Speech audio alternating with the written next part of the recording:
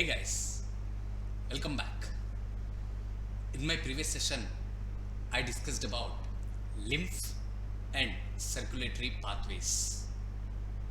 The link of the session is provided in the description. You can watch it for the details. Today, I'll be discussing about the topic human circulatory system.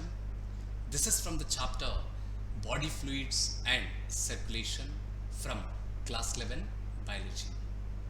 Let's start with today's topic. Human circulatory system, also called the blood vascular system, consists of a muscular chambered heart, a network of closed branching blood vessels, and blood, the fluid which is circulated. So, the three components of human circulatory system are heart, blood vessels, and blood. Okay? Heart is mesodermally derived organ. Humans are triploblastic animals. In triploblastic animals, three germ layers are found in the embryonic stages. They are ectoderm, mesoderm, and endoderm. So, ectoderm is the outer layer, mesoderm is the middle layer, and endoderm is the inner layer. And this heart is mesodermally derived organ. It means it is formed from the middle layer, middle germ layer in the embryonic stage. Okay? Now, heart is situated in the thoracic cavity in between the two lungs and slightly tilted to the left. This is about the position of heart in the thoracic cavity. It is in between the two lungs and slightly tilted towards left. Heart has the size of clenched fist. It is protected by a double-walled membranous bag called pericardium that encloses the pericardial fluid. Very important question for your exams. Okay? Heart is protected by a membranous bag called pericardium, and inside the pericardium, pericardial fluid is present. So this pericardial fluid protects the heart from mechanical shocks. Okay? Now, our heart has four chambers, two relatively small upper chambers called atria, and two larger lower chambers called ventricles. So, the upper chambers are atria and the lower chambers are called ventricles. Okay? The entire heart is made up of cardiac muscles. Okay? The walls of the ventricles are much thicker than that of the atria. Here you can see the relatively smaller chambers. These are atria. Okay? And these lower chambers are ventricles. You can see the walls of the four chambers of the heart. Okay? The walls of the ventricles are thicker when compared with that of auricles. Okay? Now, a thin muscular wall called the interatrial septum separates the right and the left atria. Interatrial means between the atria. A wall-like structure is present. That is what we call interatrial septum. It is separating the right and the left atria. Whereas a thick-walled, the interventricular septum is separating the left and right ventricles. So inter means between, ventricular septum. So between the two ventricles, interventricular septum. Between the two auricles or atria, interatrial septum. These are the wall-like structures separating the chambers of the heart. Okay? The atrium and the ventricle of the same side are also separated by a thick fibrous tissue called the atrioventricular septum. So, atrioventricular septum is between auricle and ventricle. Okay? Now, moving to the next. However, each of these septa are provided with an opening through which the two chambers of the same side are connected. Okay? The opening between the right atrium and the right ventricle is guarded by a valve formed of three muscular cusps or flaps, and this valve is called tricuspid valve. Okay, so tricuspid valve is between right atrium and right ventricle. Through this tricuspid valve, blood flows from right atrium into right ventricle.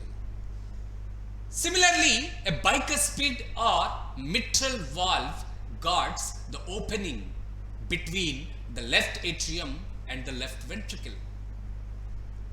The blood flows from left atrium into left ventricle, and this is guarded by, the opening is guarded by bicuspid valve or mitral valve present between left atrium and left ventricle.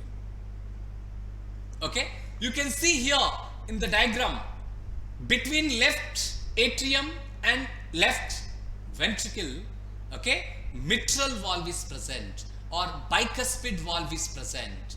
It will be here.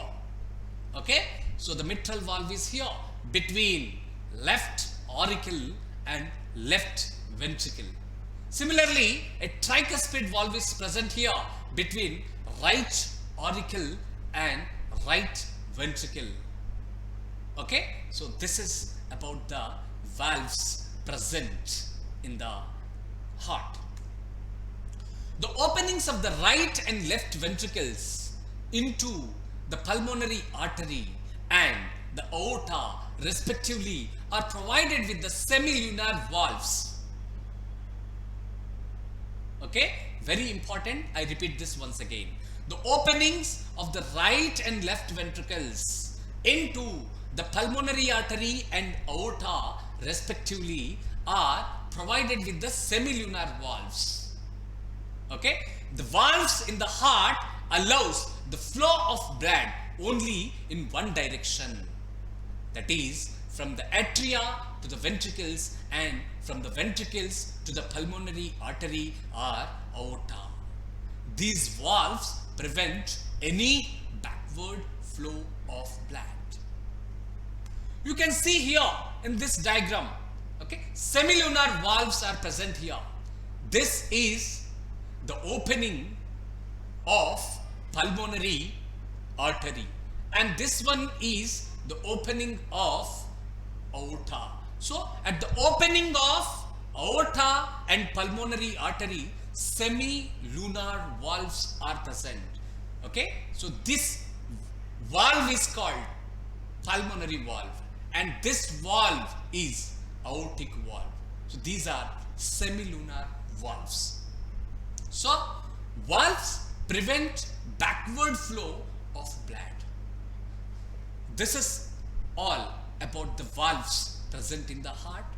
Now, a specialized cardiac musculature called the nodal tissue is also distributed in the heart. A patch of this tissue is present in the right upper corner of the right atrium called sinoatrial node.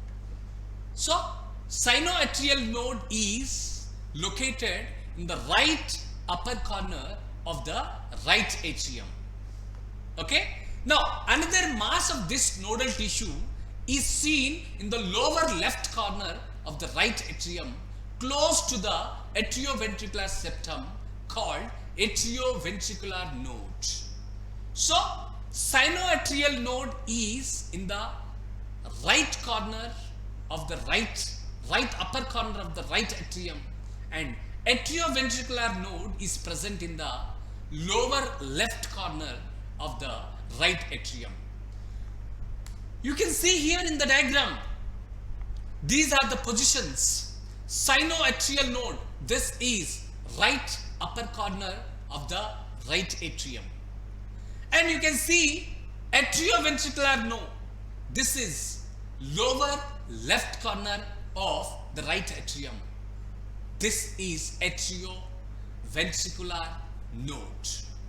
So, this is how the nodal tissue patches are found in the right atrium. A bundle of nodal fibers, atrioventricular bundle, continues from the AV node, which passes through the atrioventricular septa to emerge on the top of the interventricular septum and immediately divides into right and left bundle. Okay? And these branches give rise to minute fibers throughout the ventricular musculature of the respective sides, and these fibers are called Purkinje fibers. Purkinje is name of the scientist. Okay? Purkinje is a Czech anatomist and physiologist. Okay? Purkinje fibers are specialized conducting fibers composed of electrically excitable cells. They are present in the inner walls of the ventricles. Okay? And these Purkinje fibers, along with the left and right bundles, are known as bundle of His. His is name of the scientist. Wilhelm His Jr. is a Swiss-born cardiologist and anatomist. Okay? So, the Purkinje fibers along with the left and right bundles are known as bundle of His. Okay? The nodal musculature has the ability to generate action potentials without any external stimuli. That is, it is auto-excitable. Nodal tissue is auto-excitable. However, the number of action potentials that could be generated in a minute vary at different parts of the nodal system. Nodal tissue is auto-excitable, but the number of action potentials that could be generated in a minute vary at different parts of the nodal system. The SAN sinoatrial node can generate the maximum number of action potentials, that is 70 to 75 per minute, and is responsible for initiating and maintaining the rhythmic contractile activity of the heart.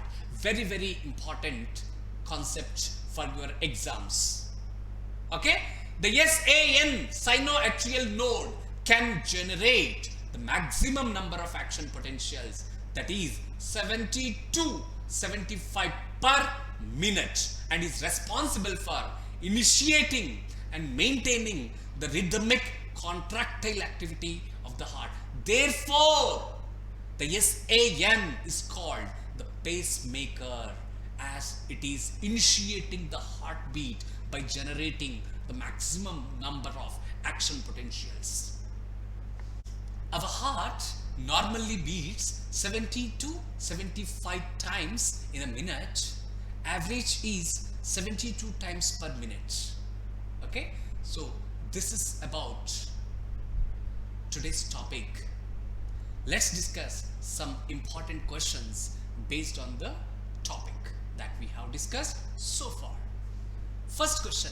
Heart is protected by a double-walled membranous bag called, answer is pericardium. Okay? Heart is protected by a double-walled membranous bag called pericardium. Second question.